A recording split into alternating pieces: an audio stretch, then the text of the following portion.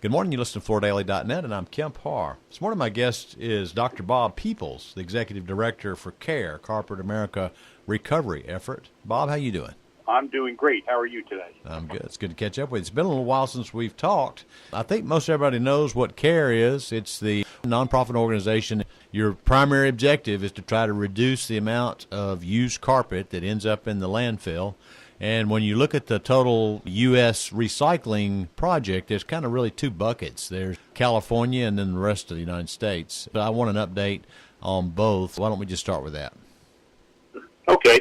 I'll start with the national perspective, and then I'll drill down into California and then kind of bring it back for an overall look here. I'd say overall CARE is making progress. That said, we're still facing many challenges in the marketplace. Our non-California recyclers do continue to struggle with low demand and low prices for post-consumer carpet materials. The flip side is most people that collect carpet also collect the urethane foam pad, and that market has had both strong demand and prices. Prices are up right now, and that's good because you have to make money when you can, but this also provides a diversified business model for our recycling community. Overall, though, 2018 will reflect an additional drop in our national collections numbers. We're currently working on the CARE annual report, and I'll be reviewing those numbers in a week or two, and we'll be releasing the CARE annual report at the annual meeting that'll be held on May 1st in Houston. But I will tell you, Kemp, I just got back from last week at a major plastics recycling conference in Maryland, and it's probably one of the most exciting meetings because I had many conversations with companies asking me, how do we secure post-consumer carpet as a material flow? You know, why all of a sudden is this happening? Well, I think there are several factors that are driving this. The first is the realization that we need to find a way to deal with our own plastic waste stream, both in the United States and in Europe, due to China's national sword. And it was just announced last week that India is implementing a similar program, dramatically curtailing their plastic waste imports. The next is the global focus on plastics in the environment and the drive to do something to fix the problems. You hear a lot about marine plastic debris and all, but we have a terrestrial problem as well. And so the brand owners, the big names like the Coca-Colas, the Pepsis, the Nestle Waters, they're looking to be seen as contributing to the solution by incorporating post-consumer plastics into their products. There's also a desire to reduce your greenhouse gas emissions, and that's aided by recycling. And then finally, I'd say they're looking at ways to close the loop consistent with the concept of sustainable materials management. So the interest is coming from a number of major corporations, and to me, that's a very positive development.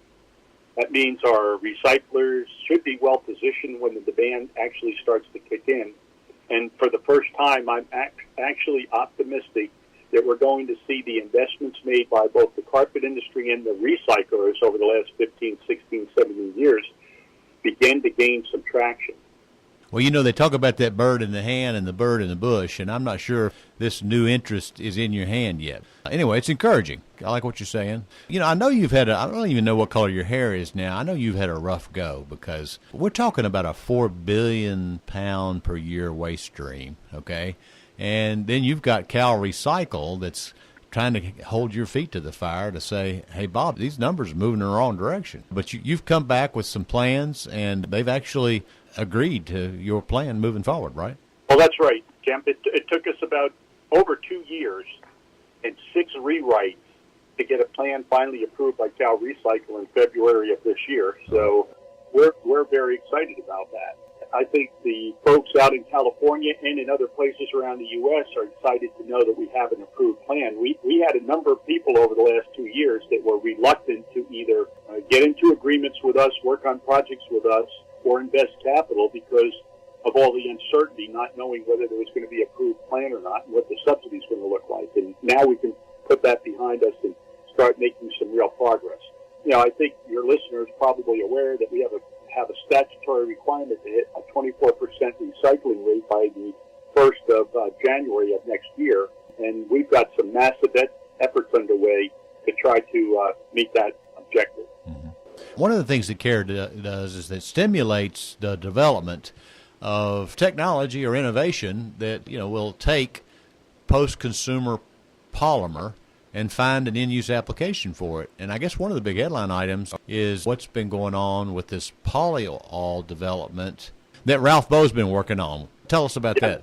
Well, I think Aeropol is one of the new and interesting developments around the depolymerization of PET to make polyols. And, of course, your listeners know that PET has been one of the big challenges that's been placed in front of CARE in the recycling community because we really haven't had outlets for that. Yeah. And when you start looking at somebody that could take a PET stream and convert it back to basic monomer building blocks and build chemicals out of it, that's pretty powerful if you can do it economically. And interestingly enough, for the first time, not only do we have Aeropol, but we have the announcement of Eastman Chemical on their methanolysis technology. Mm-hmm. You have Loop Industries out of Canada on their new room temperature proprietary catalyst depolymerization technology for PET. And Indorama, which is a global PET powerhouse, has just inked a deal with Loop and a couple of the brand owners around supplying PET that comes from this depolymerization technology. So all of a sudden, we've got a lot of interest in PET, and if we can crack the PET challenge, all the other polymers are going to flow very nicely behind it. And even though I'm talking about PET, if you're going to collect, you've got to have outlets for everything. Well, you can place all the nylon 6.6 you can get your hands on. If we can get a good outlet for PET or outlets for PET, that means we can start collecting more material to meet that demand, which means we're also going to see more nylon 6 flow into the system. And that is very important to Aquafil, another major partner for CARE in terms of rapidly increasing their production capacity with their new plant in Phoenix. And they're just starting up their second plant in California right now. So, again, I think sometimes people, especially, maybe on the West Coast, have some unrealistic expectations about how fast these things can happen. But a lot of the foundation has been invested in creating capacity and technology. And maybe just to put that into perspective, I've recently done a confidential exercise with the recyclers and the carpet industry. And your listeners would probably be pleasantly surprised to know over the last 15 years or so, there's been over $500 million invested in the development of new technology, production capacity, and products into the marketplace. So I think the pump is primed. On the recycling side or totally? That's on the recycling side. Okay, interesting. Yeah. Just recycling post-consumer carpet. So you're right. I don't have the bird in the hand yet, but I've already set down the binoculars. I'm close enough that I'm going to try to get my hand around them and go from there. All right, well, let me ask you this. The last question. You got this big nut you got to meet, this number that Cal Recycle has come up with. You think you're going to be able to make it? Because it sounds like the things that need to happen, the foundations have been laid. It's just going to take a while for everything to ramp up into place. So are you going to be able to keep Cal Recycle happy short term so that these things can catch and start causing a net positive effect? Well, Kemp, it's a great question. I don't have a crystal ball, but I do tell you I feel very good about where we are right now and what I know is coming down the pipe. Don't want to talk about everybody's individual plans, but I've mentioned a lot of companies here, and I also want to mention, for example, Circular Polymers was just received an award in Washington from the Plastics Industry Association for their end-of-life work on the rotary impact separation technology developed by the Broadview Group. Mm-hmm. Circular Polymers has been a recipient of a number of CARE grants, and their capacity has expanded in California very significantly over the last year and a half, and is expanding again right now. So we have a lot of expectations out of some of these folks to really help deliver the pounds that's going to get us to that 24% target. Okay, Bob. I know you got a big annual meeting coming up. It's in May, right? Yes, sir. The annual Meeting for CARE will take place on May 1st in Houston. It's right at the Marriott Airport. It's a great facility. Registration's open, and I think we still have time before we get past the early bird special rate. So I encourage anybody that's either in the business or interested in understanding the business to join us on May 1st. Okay, Bob. It's good to talk to you. Again, been talking to Dr. Bob Peoples, who's the Executive Director of CARE, and you've been listening to Kemp Harr and FloorDaily.net.